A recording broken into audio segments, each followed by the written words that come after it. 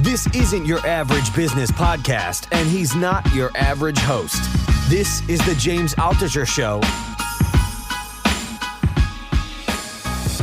Today on the James Altucher Show. Our Constitution was designed to solve one set of problems, and now we've evolved, and we have another set of problems. And it doesn't mean we can't fix those problems with the Constitution we have, but it is going to take some work.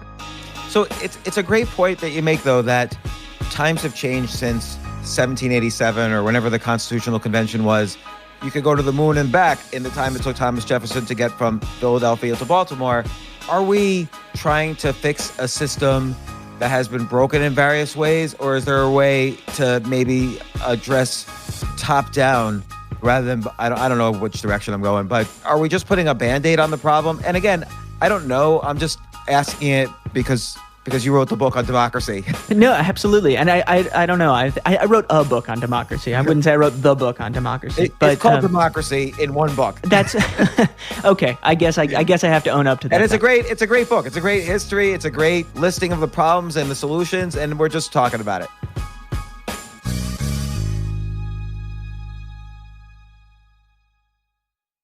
Where are you guys right now? I'm in DC. And where you look like you're in a spaceship of some kind. Yeah, I'm in the SpaceX Dragon and finally got off that shithole planet. Yeah, thank goodness. You call home. Well, good luck out there. It's going to be great. Well, what have you been, other than writing this book, what have you been up to? Are you like writing speeches for anybody for this election? I've done a little bit of speech writing, not a lot for the election, but I want to get back into 2020 stuff. We'll see how that goes. And then I have been doing a lot of TV writing, and then the book as I never really researched anything before for a book. And it turns out it takes a lot of time when you don't know something and then you want to learn about it. Yeah, it's a drag. Yeah, it's nice to know stuff, but the process is this is why I never did it before, because it's very time consuming. I know what you mean. I like writing books just off of my own stories and not having to look anything up. And it's a different experience the other way. Yeah, it turns out that's much easier. Yeah. What TV writing are you doing? So I'm working on a pilot that is, in contention at ABC. We'll see how it goes. And it's one of those things where ever since my first book, I've been working on this TV pilot, and we've been kind of moving it from network to network, and it's always barely alive, but not dead. So one day it'll either be on television, or that'll be the end of it. I guess that's the only two alternatives ultimately for a pilot. Good luck with that. And it's okay. Obviously, we're going to talk about the book and democracy and so on, but can we talk a little about speech writing as well? Sure, absolutely. I love the topic, so I'm excited. Yeah, that sounds great. Of course, I love the topic about democracy as well. And they're related, so that works nicely. Yes. All right. Once again, welcome back to the podcast, David Litt, former speechwriter for, among others, President Barack Obama, and now author of the book Democracy in One Book or Less. And you were previously on the podcast for your last book, Thanks, Obama. How are you doing, David? I'm doing well. Thank you for having me. No problem. Do you have coronavirus? Did you get it? I don't have coronavirus, to my knowledge. I guess that's the $64,000 question these days, since no one really knows. But no, I've been inside for months and months, like most of us. And putting your time to good use, I see. I read your book, Democracy in One Book or Less, how it works, why it doesn't, and why fixing it is easier than you think. And I am looking forward to discussing it. The topic of democracy, and correct me if I'm wrong, seems to have come up a lot in the past 20 years because we were confronted with it head on twice.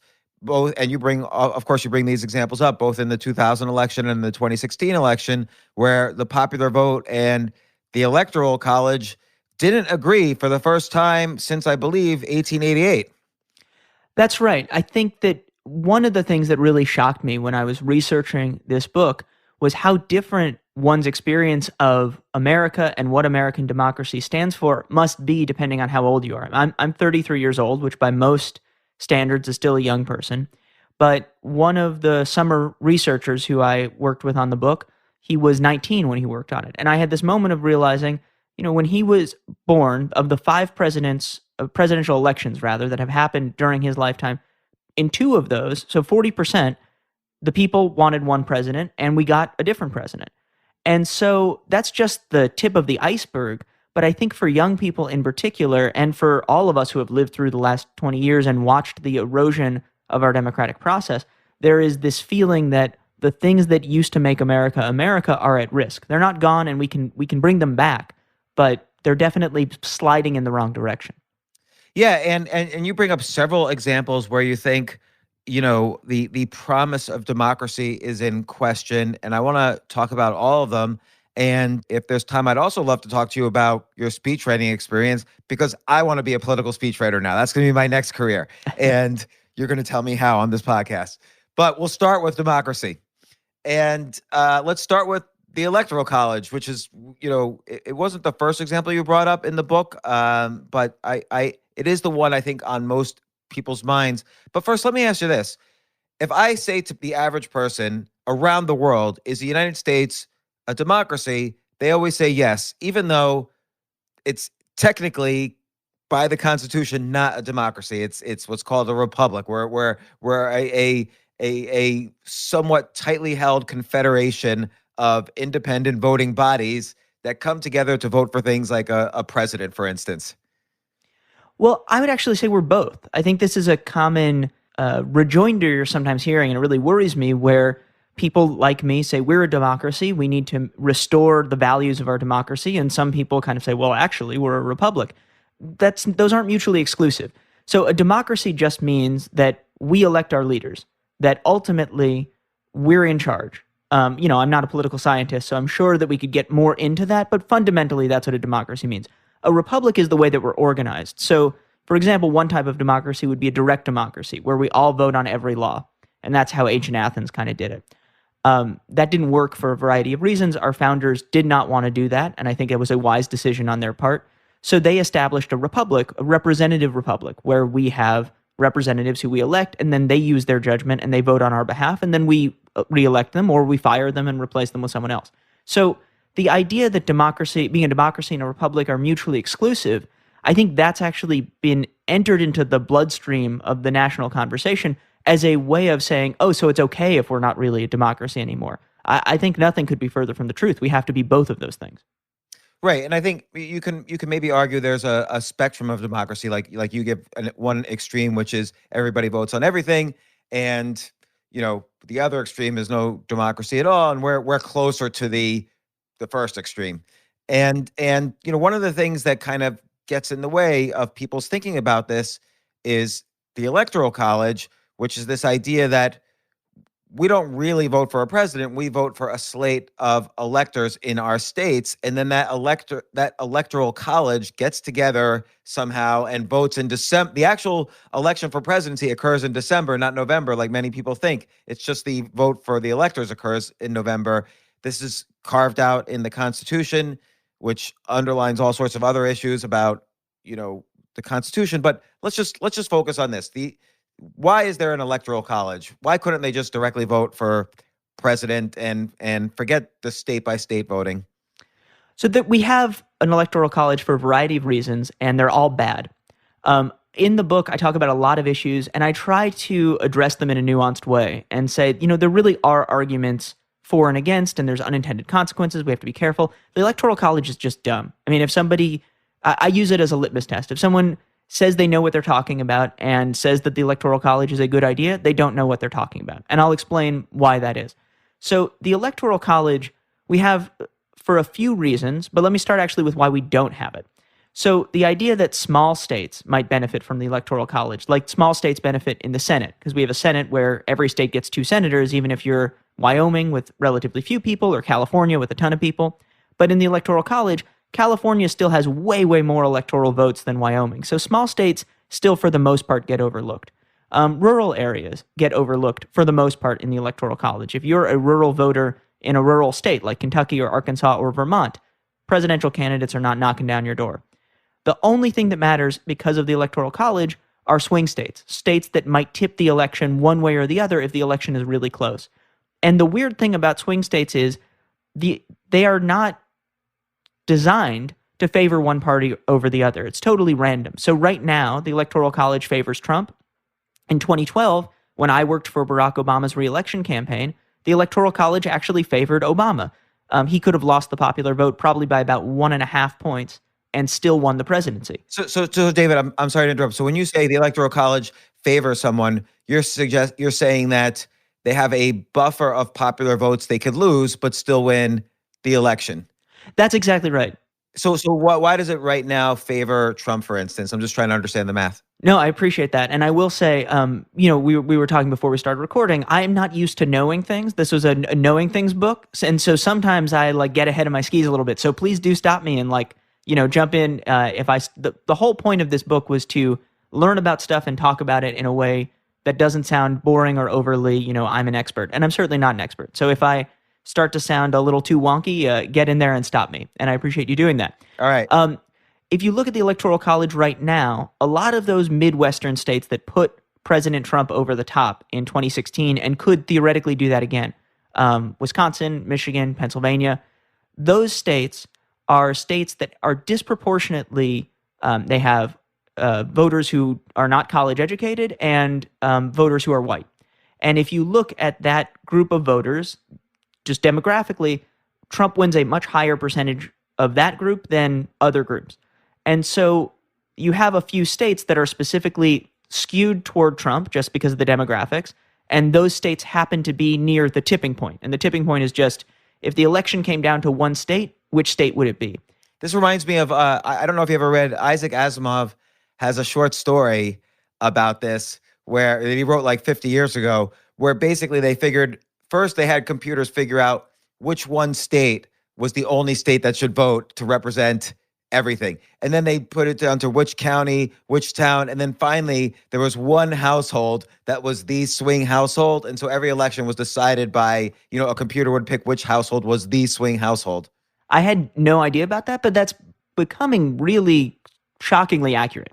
Because if you look at the technology available to modern campaigns, the same way that you go on your Instagram feed and you get this creepy set of ads where you're like, how'd they even know I was thinking about that? That same technology can be used to target voters. And so back, let's say 40, 50 years ago, the swing states was most of America, a majority of America. So not every state, but most voters lived in a state that candidates wanted to compete in. And just to support your point, and I apologize always for interrupting, but I want to, your book covers a lot of great issues, and I want to make sure they come out. You mentioned how, I believe when you were born, you said how 23 states, almost half, had one Democrat senator, one Republican senator, and now it's down to 9, which your conclusion is that states have become more polarized, either red or blue, which is why now we do consider states red or blue. We never used to consider them that way. That's exactly right. And states in general and voters have become more about their national party identity, and local politics matter less than they used to. It doesn't mean that they don't matter, but it used to be that, for example, I'm originally from New York City. That's where I grew up. New York had Jacob Javits, a Republican. He did not have a lot in common with other Republicans from other parts of the country. He was a lot less conservative than some of them, but he was a New York Republican. We had the Rockefeller Republicans in New York. In the South, you had Democrats like Jim Eastland or Strom Thurmond for a while. Strom Thurmond switched his party affiliation to Republican. They were hardcore segregationists. They were also conservative on economic issues for the most part. But they were Democrats because they were Southern Democrats. It was a different setup. And today, for the most part, a Democratic senator in New York is similar to one from California. A Republican senator from Ohio is going to vote almost identically to one from Georgia or Florida or South Carolina, you name it. So there's this kind of mind meld that has happened where national parties have become more important and local quirks, again, they still matter, but the point is that they matter a lot less than they used to.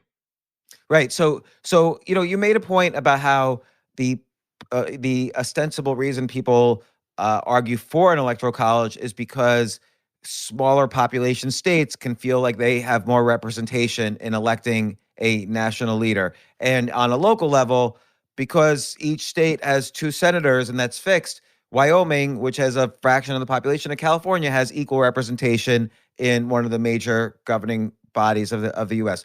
But it's still, because the number of electors a state has is the congressman plus the senators, it's still somewhat helps the smaller states, right, have a little bit more representation than their population would suggest.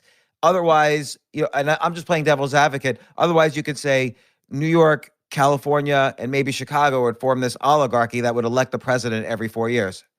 Well, if you look at it, it is true, and I always appreciate a good devil's advocate, so this is fun.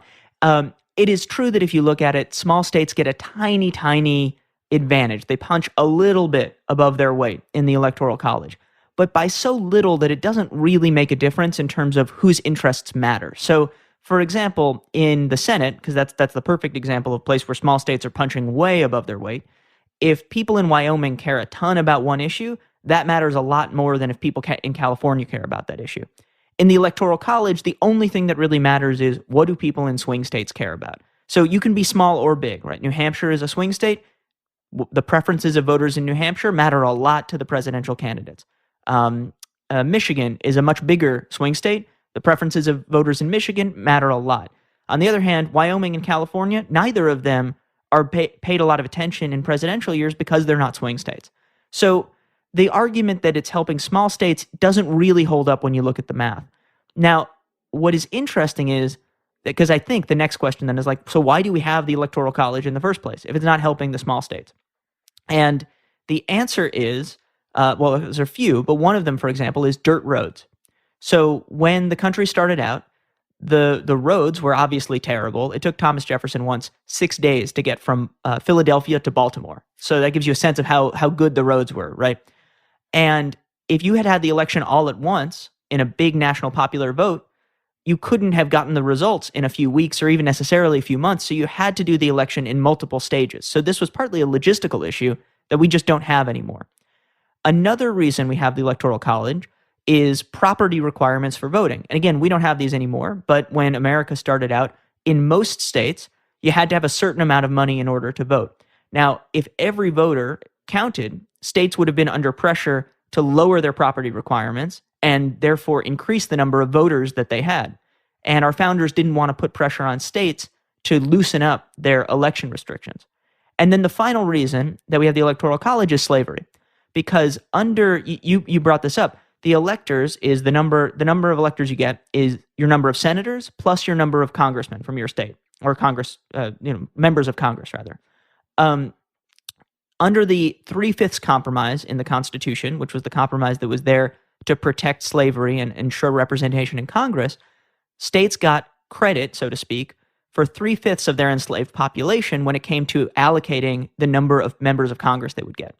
And so that meant that they also got credit for their enslaved population when it came to the number of electors they would get.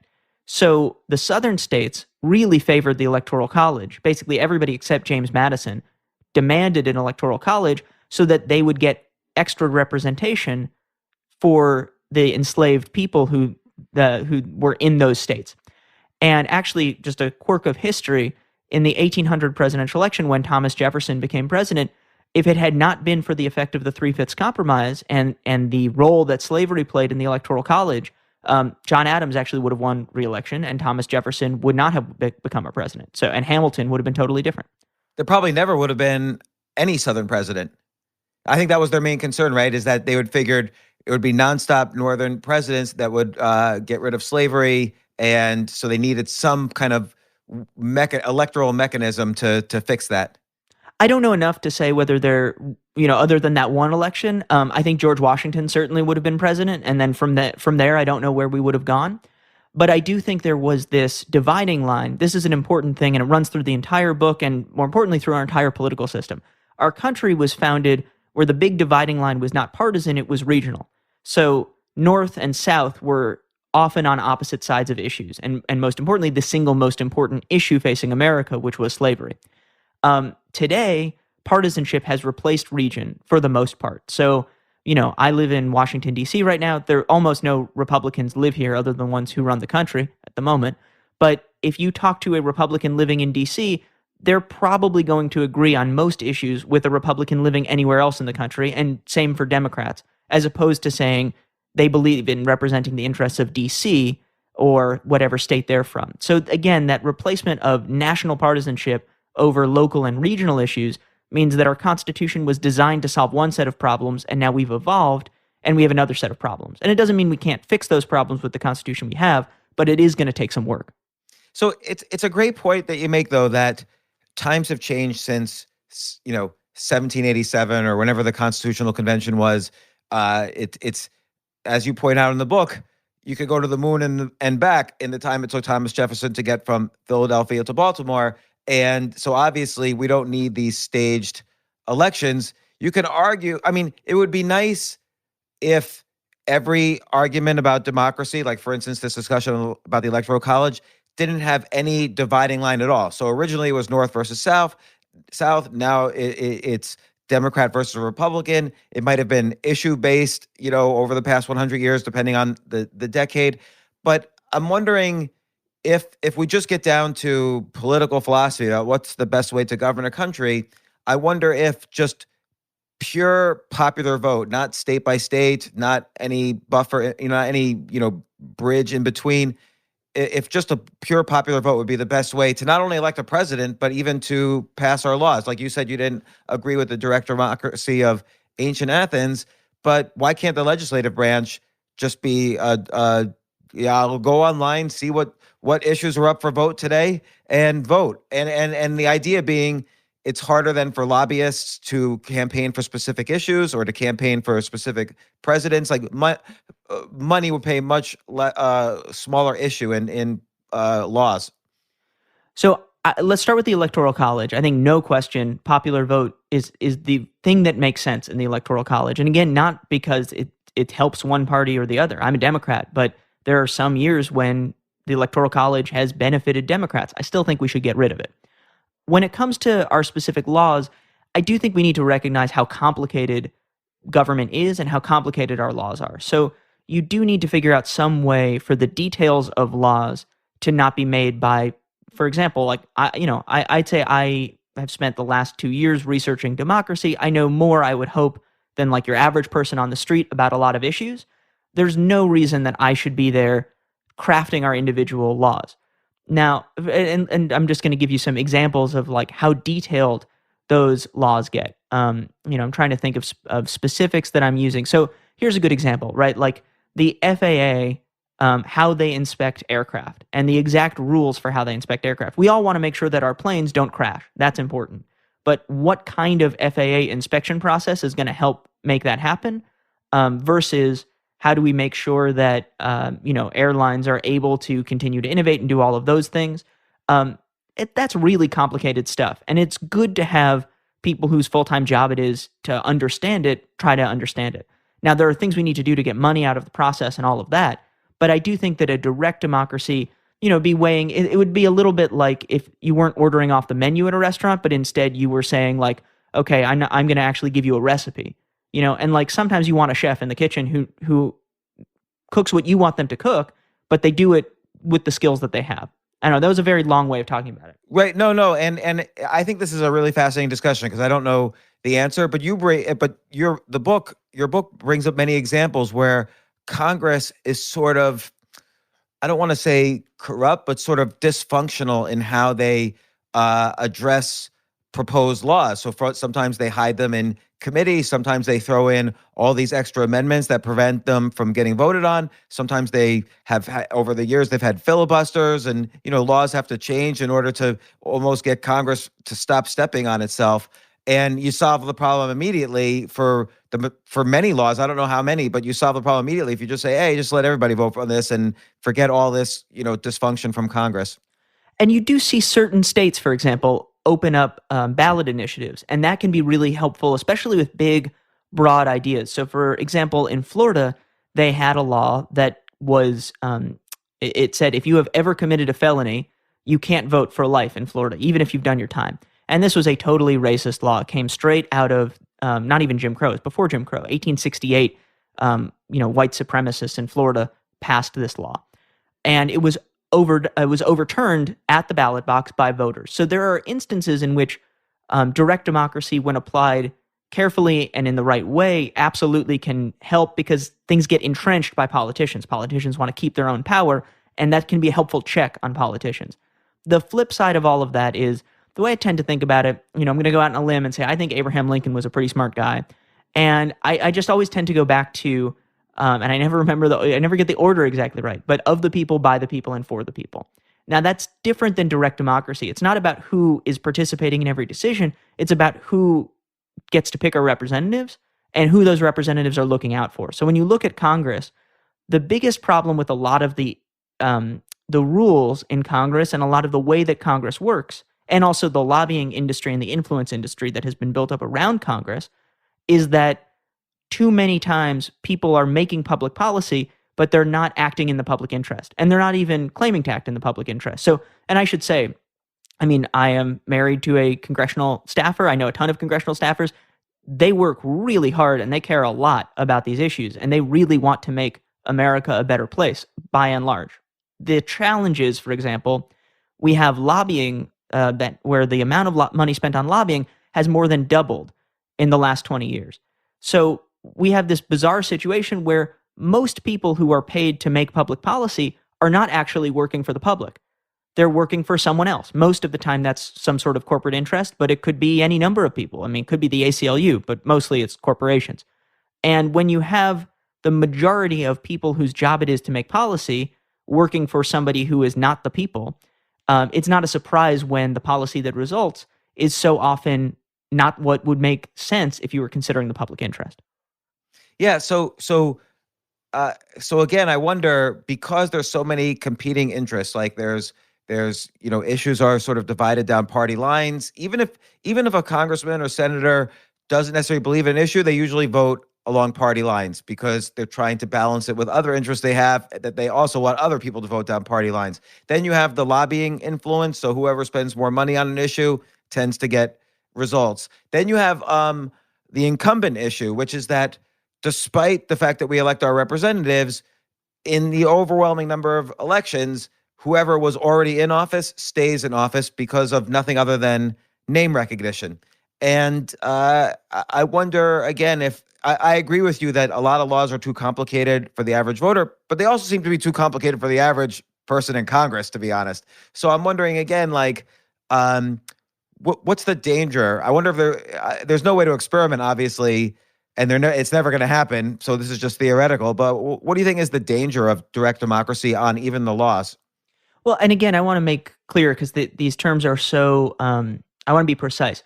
I think the danger is total direct democracy. Sometimes direct democracy can be very effective, and we talked about some ways in which that is. The other area where I would add, and this is less of an issue that I write about in the book because it's mostly about national politics, but local politics and local elections, there's been really promising stuff done by bringing citizens together and people who live in a community and saying, okay, how do we want our budget to be spent?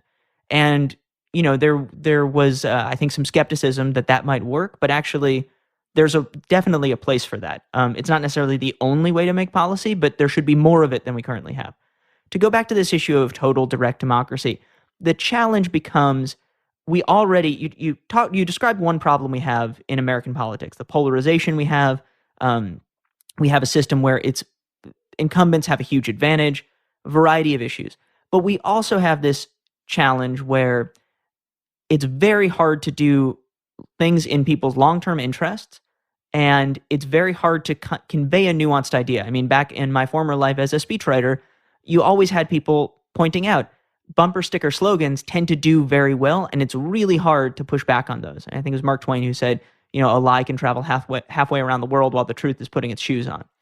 And there is a challenge of, do we really want every single law to have the same kind of demagoguery that has become associated with our political campaigns? I think ultimately Americans probably wouldn't want that. And the other issue, I mean, I think a perfect example of that actually would be as we talk about police reform, right, which is an issue that really is coming up right now as we're recording. It's incredibly important, and I think it's going to be on a lot of people's minds for a very long time. The basics of what we need to do as a country are clear. We need to make sure that police can't get away with committing crimes. We need to figure out how to balance public safety with, at the same time, not terrorizing communities of color. This seems obvious.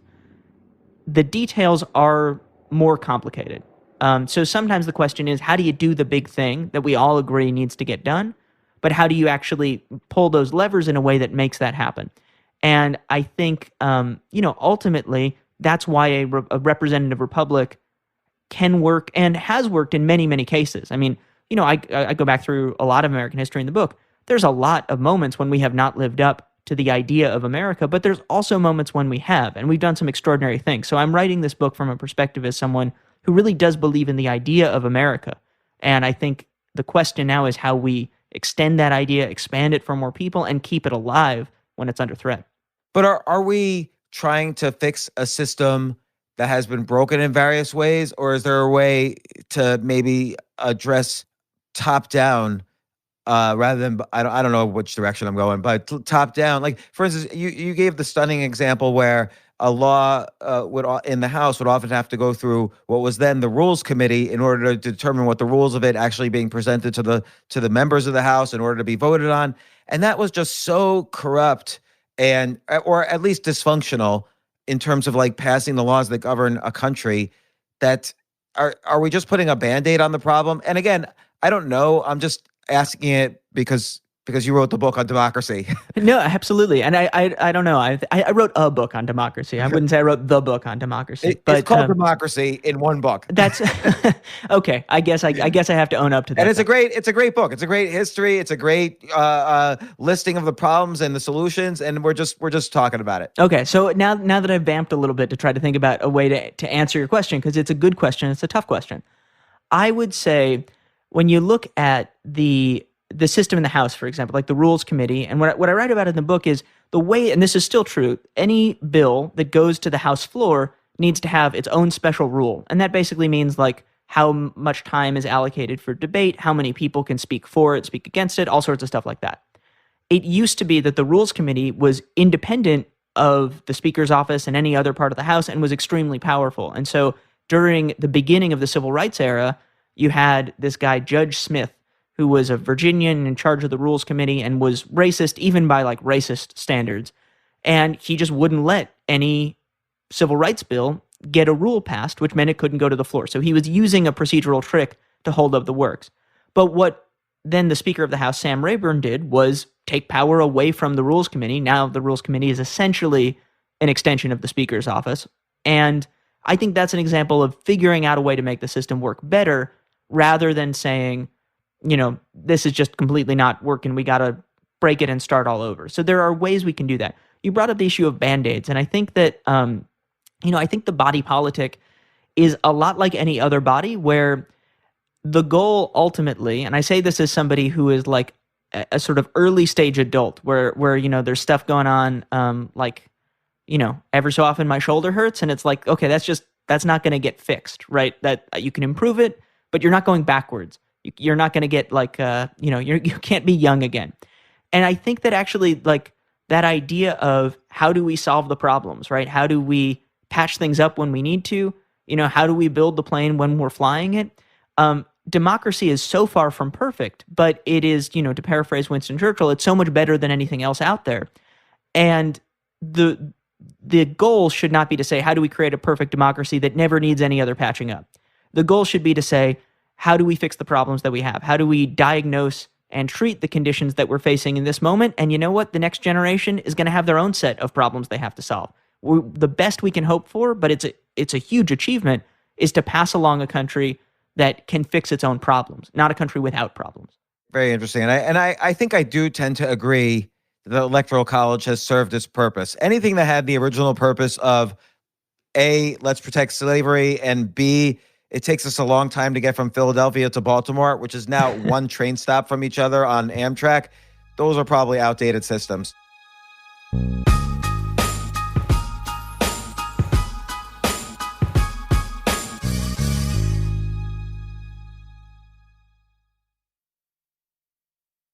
So you bring up many other issues, and they're all fascinating because it all got me thinking about essentially the roots of the country and the reverence we hold for the Constitution and the systems of the country. But you talk about voter reform, and I thought that was very interesting. Maybe you could describe some of the issues because there were several.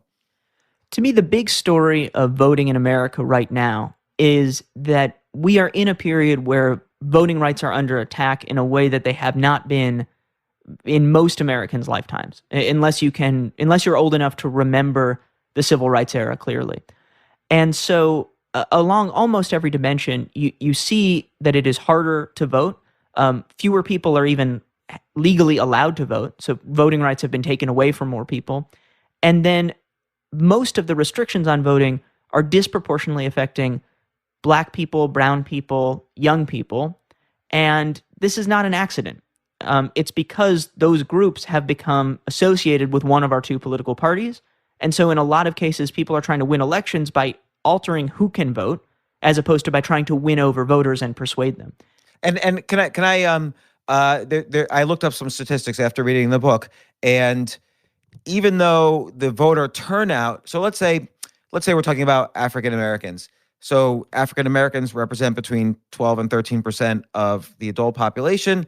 And in both 2012 and 2016, African Americans did represent about 12% of the voters. But to your point, only about 6% of registered voters are African Americans. So it is skewed. The actual registration of voters is skewed against the statistics of how many African Americans should be registered.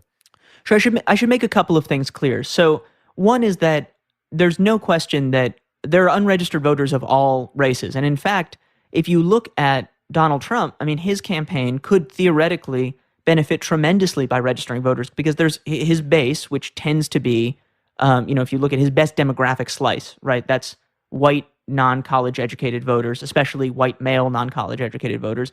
That's a lot of unregistered Americans. So this is not something that could theoretically benefit one party or the other. The reason you often don't see, in my opinion, the reason you don't see Republicans get excited about registering that group tends to be that once you register a lot of people who are not in those higher income brackets, they start to disagree with you about tax cuts for the rich. And one of the kind of common findings is that when voter turnout goes up, it doesn't necessarily mean the left wins more or the right wins more. It does often mean that tax policy and generally economic policy stops favoring the rich as much.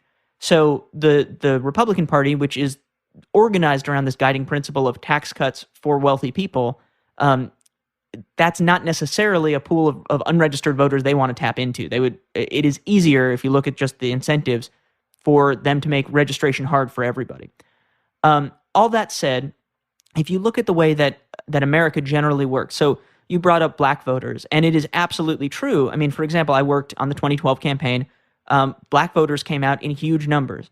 Same was true in 2008 and has been true before that. And Black turnout has been on the rise. And I think that's really and this is just my own opinion as a political operative, that's a real testament to the work done in the Black community, in many cases by the Black churches, by a huge number of organizations who have rallied people around this idea of we have to go make our voices heard, we have to vote.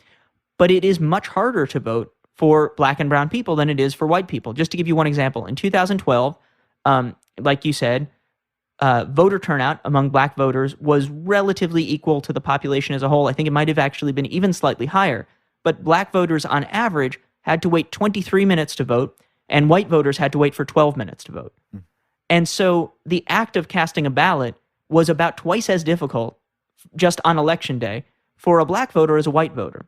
And what that means is the cost of voting is higher for some people than others in America. And unfortunately, those costs follow the same racial and economic patterns that contribute to inequality in so many other ways in American life. So my general view is not that we should force everybody to vote, but it is that voting should be easy for everyone, and it should be equally easy for everyone. Yeah, you brought up how in the early 1800s, or you brought up how in Sweden, as soon as your friend arrived in Sweden, they were able to vote. Yeah, absolutely. I'm not going to do any accents in this little story, but I will say, so my first book came out. It came out in Italian, so that I got to go on an Italy book tour, which was, highly recommend. That was definitely one of the exciting things about my first book. And I was in Italy, and my Italian editor said, "Is it true that in America?" And I kind of waited, because there's all sorts of things that you could ask about that, and some of them are great and some of them are not so great. And she said, "Is it true that in America people have to register to vote?" She was so confused by this idea, the way that like a lot of people in other countries are like, peanut butter? What is it? How does peanut, we don't do peanut butter here. Like registering to vote was this idea that was completely foreign, because in so many other democracies, They take your information, which is already in a government database. I mean, the DMV knows where you live. The Social Security Administration knows where you live. There's all sorts of ways to keep track of Americans, and they say, okay, if you live here and you're eligible to vote, you're registered, and if not, you're not. So it's so easy to do. The reason we have voter registration is specifically to keep people out of the electorate, to keep people from voting, rather than to help people vote. And so what might be a solution? That actually is one of the easiest solutions available to us as a country. And I tried to focus on the easy stuff in the book. Things where we don't need a constitutional amendment. We don't need Mitch McConnell to have a sudden change of heart. All we need to do is pass a single law. And you could pass one federal law tomorrow, if you could get Congress to do it, or hopefully in 2021, where you would make voter registration automatic nationwide. And what that would mean is we do it exactly the same way they do it in other countries where elections are 100% secure, often run, frankly, much better than ours. Canada does it this way, where you take information that is publicly available, let's say from the driver's license, and you automatically register people to vote. And some states do it like that. So Oregon, for example, they have automatic voter registration. If you go to the DMV and you update your license, they automatically update your voter registration unless you ask them not to. And I don't have the exact numbers in front of me right now, but I think the numbers were like, 250,000 people registered automatically in a very short time because of this law, and 100,000 of them voted. And what you're seeing is automatic voter registration works. It's really easy to do, and it would just make life easier for so many people. So we ought to do it. I mean, this is, we started off by talking about the Electoral College. Getting rid of that is a no-brainer. Another no-brainer is just making voter registration automatic. There's no good reason not to do it. I loved your solution on the Supreme Court. So the Supreme Court, you don't normally think of, or I don't normally think of, as being kind of part of the instrument of democracy. But when you take a step back, it really is. It's the third branch of government. It's incredibly important in terms of deciding which laws are constitutional and should be upheld and enforced. And yet they're not. It's 9 people who are not elected, and they hold their position for life. And it kind of is almost a branch that's anti-democracy because of that. The Supreme Court, because it's not accountable to voters, can do things that, or in theory, can do things unaffected by political pressure, and that's good. In many cases, right? You want a court that will stand up for marginalized interests against people who are already politically powerful. The problem can come when the court stops acting independent of politics and starts acting as an extension of politics, but is not accountable to voters. So I want to be really careful about this, because I think it's important to say that when we talk about the court, the goal should not be a court that just favors laws that I like, or a court that just favors laws that anyone likes. The goal should be a court that is able to be independent of politics and making decisions, interpreting the Constitution as best it can. Now, the problem is, at points in American history, the court has gotten to a point where it is standing in the way of what people have clearly voted for and want, and that does not really comport with the Constitution and is more partisan than anything else. A good example of this was in the 1860s. The Civil War was challenged in the Supreme Court. And this was the same Supreme Court that had just passed the Dred Scott decision upholding slavery. And there was a real danger that the court, in the middle of the Civil War, was going to say, actually, this whole war is unconstitutional, and throw the entire Union into chaos. And so faced with that kind of risk, what Lincoln did was he added justice to the court. So for a while, for a very, very short while, but for a while, we had a 10th Supreme Court justice who was this totally wacky dude named Stephen Field. That's a long story. But anyway, this guy came in from California. I didn't know that. Yeah. This is mind-blowing. I didn't know this at all. Yeah, so we had 10 Supreme Court justices, very briefly. So my favorite Stephen Field anecdote, by the way, is as a young guy in the gold rush in California, he had a special coat made with extra large pockets so that he could shoot people through the pockets without having to take his pistols out of his coat. So he was a little bit of an intense guy. He was later charged with murder for something and acquitted while he was a sitting Supreme Court justice. An intense person. But anyway, he was also the 10th Supreme Court justice, and partly because of the political pressure that they added, the court said, okay, the Civil War, it's constitutional. And we dodged that bullet as a country. I don't know exactly what would have happened to the cause of the Union if the Supreme Court had stood in the way of that. Now, I do think we need to be careful about these things, but at the same time, I think we are now reaching a point where we should consider expanding the court. in part because we've seen so many shenanigans around trying to pack the court, holding the seat open after Justice Scalia died so that a Republican could fill that seat instead of a Democrat. There's just all these reasons to feel like the court has gotten more partisan, and I talk about even more of them in the book. And the last thing I will say about the court, and a way to think about it, a term that I learned when I was researching that I just found very helpful is veto point, right? So we think about the veto as something the president does. But in a political science sense, a veto point is basically just like, if you think about a bridge guarded by a troll in a fairy tale, that's a veto point, right? A bill has to get over that bridge, and at any point, if they can't make it, they die. And the Supreme Court has been set up now for a variety of reasons, and because of a campaign that goes back decades, it's now a veto point essentially for liberal legislation, but not for conservative legislation. So any Democratic priority that passes is going to have to get through this conservative court that has been set up specifically to find those laws unconstitutional. And that doesn't seem at all in keeping with what the court was meant to do. So let's walk through your solution, which was let's appoint justices for 18-year terms, and every 2 years a new justice is appointed. So this kind of ensures 9 justices at any given point, and after 18 years, they sort of rotate out while new justices are being appointed all along. And so that seems interesting. It has a term limit aspect. I suppose you can make it so that they can't postpone the voting. So if a justice is appointed, they have to be, let's say, voted on within a certain amount of time. I don't know. You'd have to figure out how to enforce the every 2 years thing. But that does seem like an interesting solution.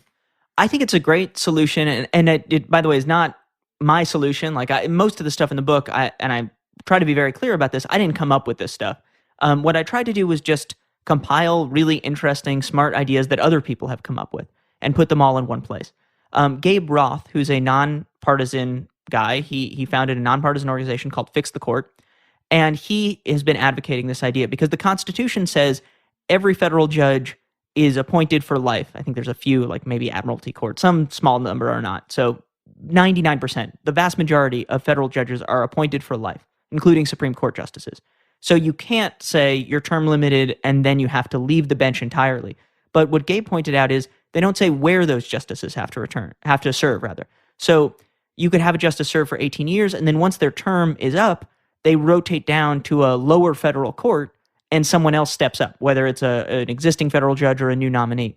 And so you could effectively have term limits on the Supreme Court in a way that does not violate the Constitution's clause in Article 3, which means that you can't just have term limits in a conventional sense like you do for the president. Yeah, when you brought this up in the book, and I was also amazed because I didn't know that the language could be interpreted in such a way that they're a federal judge for life, but it doesn't say where they have to be a federal judge. And we always just kind of walk around assuming, oh yeah, of course I know the Constitution. I learned it every year from first grade through 12th grade, and it's amazing if I were to be quizzed on the Constitution, I'd probably get most of the answers wrong. And this is an example. Well, and I should say, when we talk about the Constitution, there's the document itself, but the idea that the Constitution is just an easy set of rules that tell us what to do in every situation is both an oversimplification and also just not true. So to give you one example, we're talking about this solution. I think that my understanding, and I'm not a constitutional scholar, but my understanding is that it would be constitutional. I've talked to people who think it would be, but ultimately the court would end up having to decide that, and they would have to interpret the Constitution as they see fit, and that's part of their power, as the body that has judicial review. Although that itself is not in the Constitution. So this stuff is, it's all more complicated than people sometimes like to make it seem, but it's also more interesting than you might think. And the other thing, the reason that gives me hope is this is an ongoing project. There's no, it's not like a national treasure type deal where we like turn over the thing on the Declaration of Independence and it's like, okay, here's the answers. There's no easy answers. We all get to be part of solving these problems every single day. That's part of our obligation, but also our opportunity as Americans is like, this country is a work in progress. And so we need to figure out how to reform it. And every American in every generation has had to do that. And I will say, it's important that we expand that opportunity to as many Americans as possible, because for a long time we shut so many people out of that project, and now we need to make sure to bring people in. Yeah, I agree. And your book brings up so many interesting issues. Like you have a section on gerrymandering, how often congressmen are able to uh, keep getting elected and reelected because they change the borders of their district to make sure they get rid of all the Republicans and just keep the Democrats, or vice versa. And there's solutions to that, but it gets complicated. And it was interesting to see the history of that. I didn't even realize, it's sort of obvious in retrospect, but I didn't even realize it came from Eldridge Gerry, or Gary, as apparently it's pronounced. I didn't know that either. And then I'm trying to, like, what would you say is the next? I'm trying to look where all my folds are here. But what's the next issue that concerns you with democracy? Oh, well, where do we start? But here's what I would generally say, and I do want to make something clear when we talk about gerrymandering, which is, like a lot of issues, both parties do it, because you mentioned Democrats and Republicans. But the way our current system is set up, there's no question that it benefits one party more than the other. And I'm not just saying this because I'm a Democrat. The facts are pretty clear here that gerrymandering, as it currently works much better for Republican interests than Democratic ones. And I talk about why that is in the book, and some of it is not, frankly, because of any political manipulation. A lot of it's just because Democrats are packed together in cities, more so than Republicans are packed together in suburbs, for example. So I think that generally tends to be a running theme through the book, is that this is not a partisan book, in the sense of, I believe that a democracy should work for everybody. But right now, a lot of the inequities in our democracy benefit one party more than the other. In that vein, how do I feel like? So I live in New York City, and I live in New York State, which New York City, probably very much like DC, is or feels like 100% Democrat. And whether I'm Democrat or Republican, how can I make it so that I feel like my vote's important? Because I sort of feel like everybody just sort of votes in one direction, whether I'm with them or against them. So New York City is actually a great and a hopeful example of a place where votes are about to matter more than they did before. There's still a lot we could do around gerrymandering and other issues, but let's talk about ranked choice voting, which New York just passed. And again, this was a ballot initiative, so it goes back to something else we were talking about, which is people being able to make some laws about how they govern themselves for themselves, which I think is a good example of how that can work well. Ranked choice voting basically means, starting in 2021 in New York, when you go to vote in a local election, and I believe in a primary election, although this is up to the parties to some extent, you aren't going to just pick one candidate. You will say, okay, let's say there's 5 candidates. You rank them 1 through 5. If your first choice comes in 5th, then your second choice gets added to the total, and you keep going through this process. And there's all sorts of good explainers, and I do one in the book as well. But the point here is that you don't just have one preference. You say, who's my second choice? Who's my third choice? Who's my fourth choice? And so what that does is it means that the odds of your vote mattering ultimately in the final contest between the 2 top vote getters is basically 100%. And that's huge for our democracy. It means that when you go into the voting booth and cast a ballot, it's going to matter a lot more. I mean, we're recording this the day after I went and voted in DC, where my vote really does not matter. But with ranked choice voting, it would matter at least a lot more in local elections. And then this is unrelated, but we should make DC a state so that my vote and hundreds of thousands of other people's votes around here matter in national elections as well. Yeah, it's interesting, the whole statehood issue, and how related that was to the history of democracy in this country. It was very interesting. There was so this has bothered me lately about democracy in the United States. Let's say right now I want to run for president. So I want to form the James Party, and I'm going to run for president. It should be the case that, okay, I can. But because of state by state laws, it really is impossible for me to get on the ballot. I'd have to run at this point. It would be too late for me to get on the ballot. It would require too much money, too many employees, too many signatures on petitions. I would have to run as a write-in candidate, and there's making it basically zero chance of winning. Not that there's any chance anyway for a third-party candidate, but there'd be even less than that chance. So wouldn't a democracy allow, like, Republicans and Democrats are not in the Constitution. It's just became this artificial construct that we created. Can we just get rid of that and get rid of all the standards in order to just have two, so that we don't have just two parties that we're voting for? Well, I think the way that you describe it makes a lot of is a good way to describe it. Actually, we did not originally have a two-party system, and it kind of developed. And the reason that it developed, therefore, is that it ultimately was more effective for voters in either party than to have sort of a hodgepodge. And that's partly because of the way that our system works, as opposed to a parliamentary democracy like they have in England or in Italy or a number of other countries where we have one president. So that president has to come from has to form a coalition, and that coalition ends up being a party. Where I think third parties have a really bright future because of the ranked choice voting we just talked about is in local elections and to some extent congressional elections. So actually, to plug someone else's book for a second, there's a political scientist named Lee Drutman who I talk about when I talk about campaign finance, and I interviewed, but he just wrote a book called Breaking the Two-Party Doom Loop. And I think he talks about ranked choice voting as a way of saying, okay, so let's say James, you're not running for president, but you're running for Congress, you're running for city council.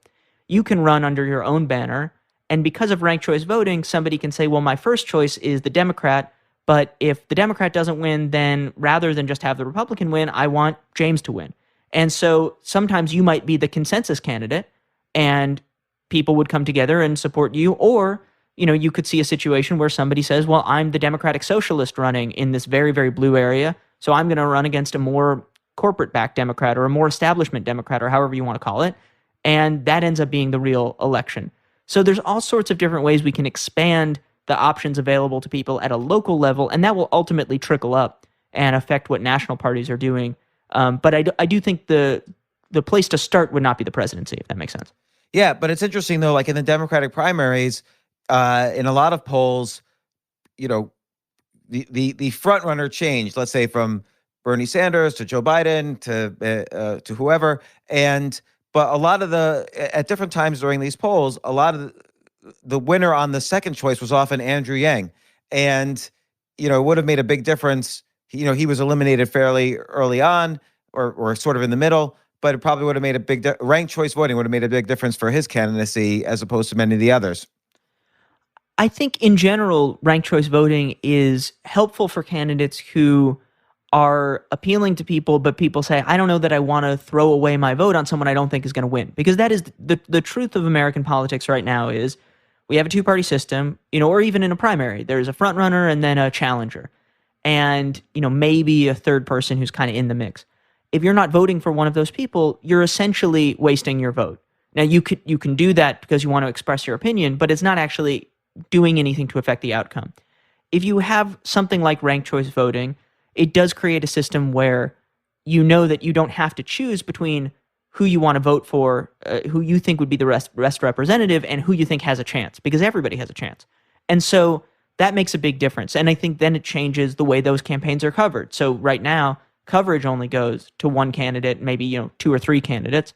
Under ranked choice voting, news organizations would make a different set of decisions about who's viable and who's not. So I don't know who would win in that kind of circumstance, but I do know that it would give more people a reason to show up and say, I get to vote for my top choice, and I don't have to worry about throwing away my vote. And I think in the end, what that does is drive up turnout, and it increases engagement in our democracy. And so regardless of who you want to win, I think that's a good thing.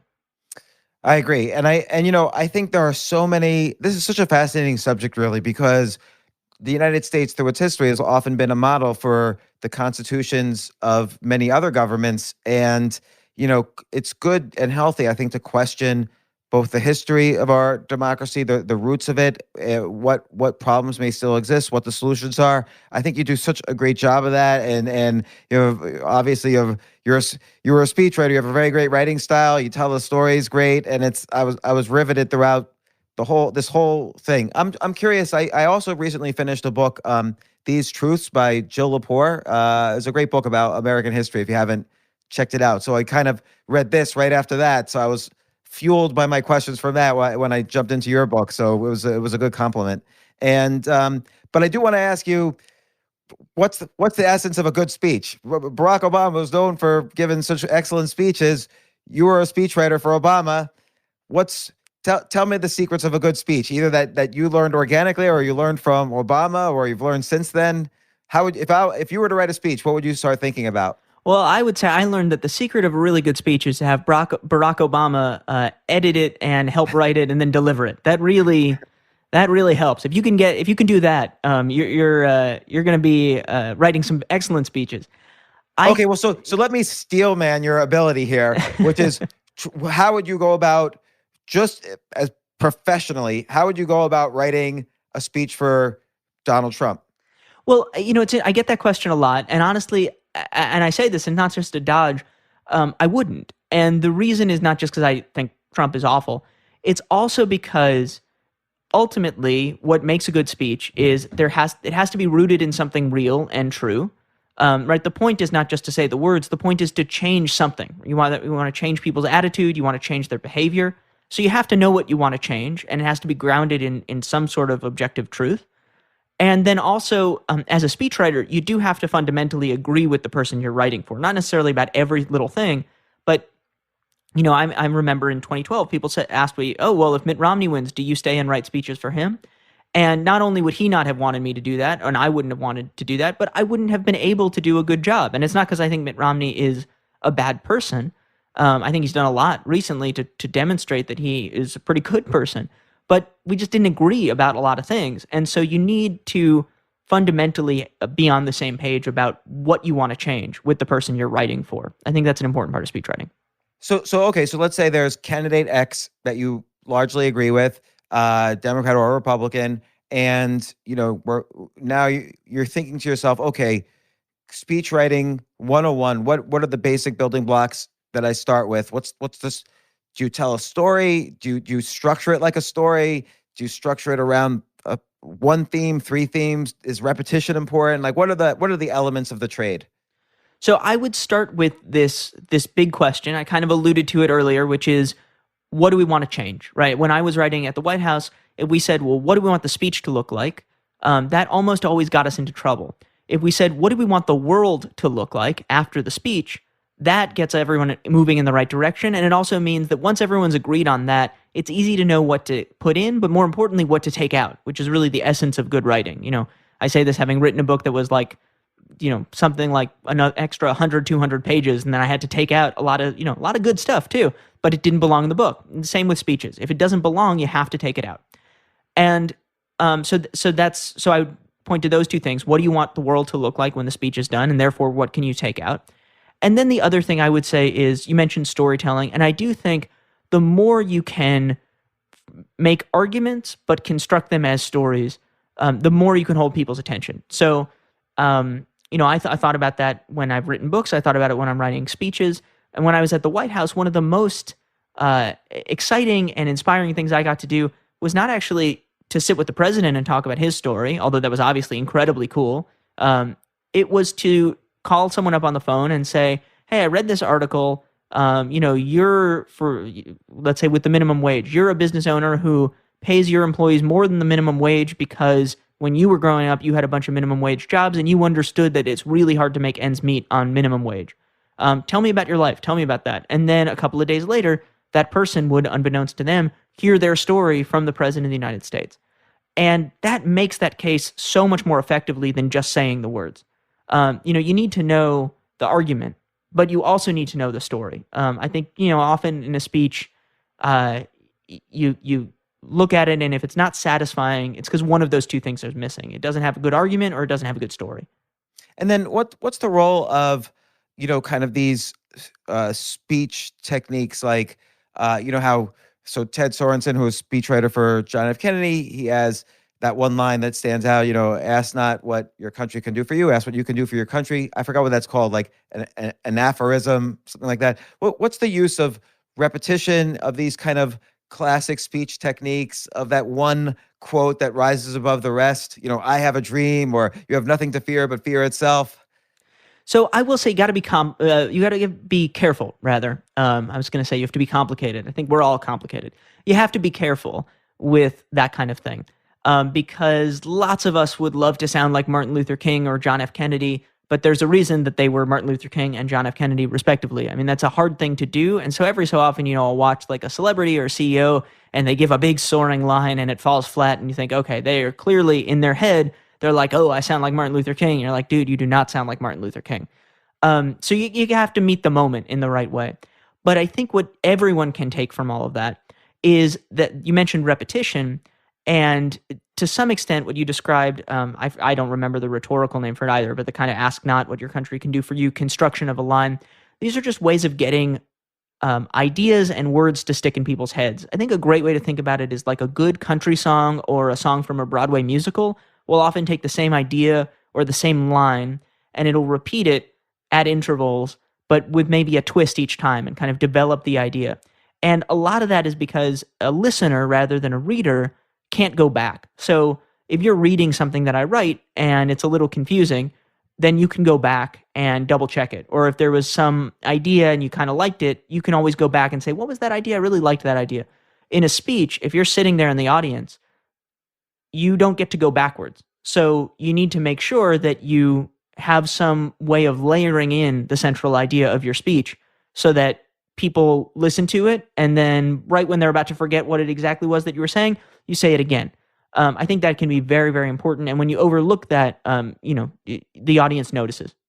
So, and in your acknowledgments for this book, you thanked Ilana Glazer, who's a comedian, and what's the role of comedy and humor in speech writing? How did she help you write this book?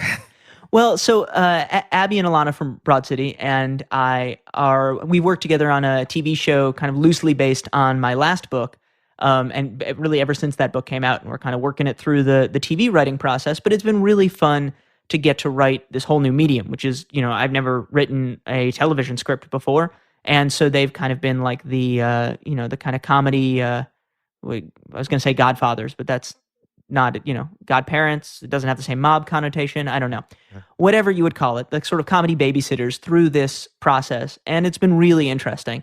And learning about story and dialogue and all of these things in a completely different way. So that's been really fun. And I think the nice thing about doing something like that is every time you write in a new medium, it makes you better at whatever you were doing before. So I think the experience I've had writing a script makes me a better speechwriter, and the experience I had writing as a speechwriter makes me better at writing books, and so on and so forth. So it is a chance to kind of stretch these new muscles and try new things. And I think it's ultimately always a chance to figure out how do you use humor as some way of getting people to pay attention to this important idea, because the battle for people's attention is fiercer than ever right now. So sometimes just being funny is not just pleasant, but it's also a way of getting people to notice that you have something to say. So I hope this book does that, but also, I've gotten to do it in a bunch of different varieties of ways, and hopefully, my batting average is pretty good. We'll see. Well, what would you say is one thing you've learned about comedy writing or comedy / script writing that kind of really stuck with you that you remember? I noticed this both when I've been writing for characters, and then also when we had comedy writers who would pinch hit and write jokes for President Obama for us. Attitude is really important.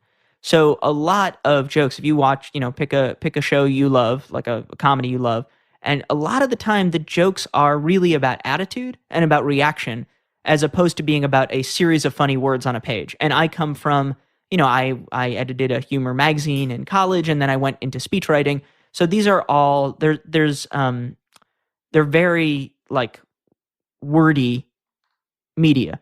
The written word is very important. And generally speaking, politicians don't have the same range of attitudes and emotions that are available to characters in a show. And so sometimes the best kind of joke is not a carefully worded construction that you have to go back and reread. It's just a moment where an attitude fits perfectly. And that's something I try to think about, especially when I'm writing something now that is meant to be listened to or watched rather than read.